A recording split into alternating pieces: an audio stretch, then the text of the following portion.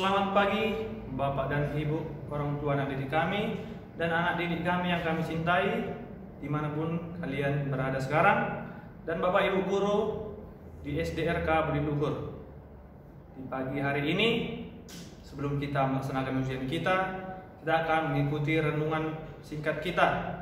Sebelum mendengarkan renungan, marilah kita berdoa. Atas nama Bapa dan Putra dan Roh Kudus. Amin. Terima kasih Bapa, terima kasih Yesus, terima kasih Roh Kudus atas berkat dan lindungan-Mu Tuhan. Kami dapat bangun di pagi hari yang cerah ini, sehingga kami dapat melanjutkan aktivitas kami Tuhan. Tuhan, sebentar lagi kami akan melaksanakan ujian, dan sebelum itu Tuhan kami akan mendengarkan sebagian dari firman-Mu. Kiranya Engkau berkati kami, hingga kami dapat mendengarkan firman-Mu dan melaksanakannya dalam kehidupan kami.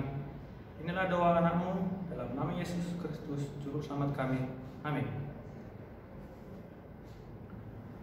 Bacaan Injil kita pada hari ini tertulis dalam Lukas 10 ayat 25 sampai dengan 37. Inilah Injil Yesus Kristus menurut Lukas.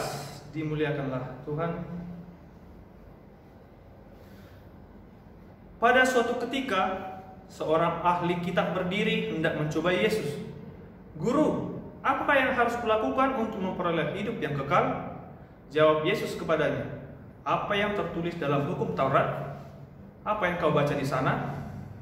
Jawab orang itu, "Kasihilah Tuhan Allahmu dengan segenap hati dan segenap jiwamu, dan dengan segenap kekuatanmu, dan dengan segenap akal budimu, dan kasihilah sesamamu manusia seperti dirimu sendiri." Kata Yesus kepadanya, "Benar jawabmu itu, perbuatlah demikian, maka engkau akan hidup."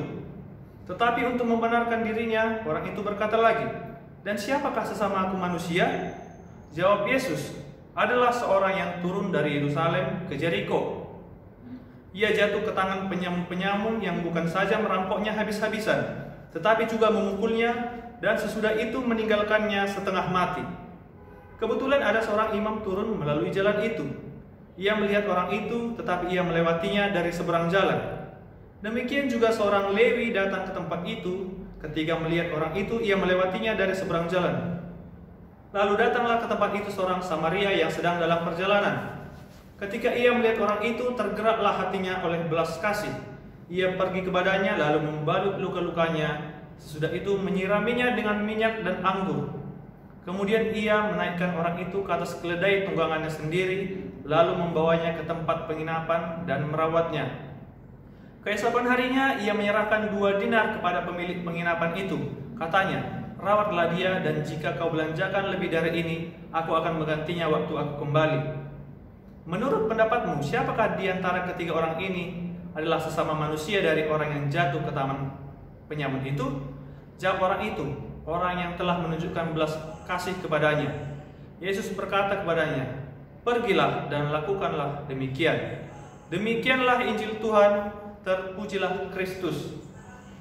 Renungan pagi pada pagi hari ini mengingatkan kita sering berupaya membenarkan diri seperti yang dilakukan oleh seorang ahli kitab yang datang dan bertanya kepada Yesus.